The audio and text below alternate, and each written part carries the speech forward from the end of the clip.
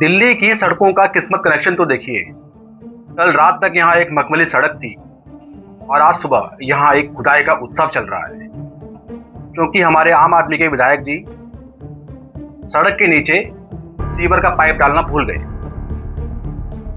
ये जनता का पैसा है, जनता टैक्स भर रही है, उन पैसों को इस तरह बर्बाद किया जा रहा है। दिल्ली सरकार एक सड़क को बनाने में करोड़ों रुपए खर्च करती है, उसके एक साल बाद याद आता है कि अरे सीवर का पाइप तो घर पर ही रह गया।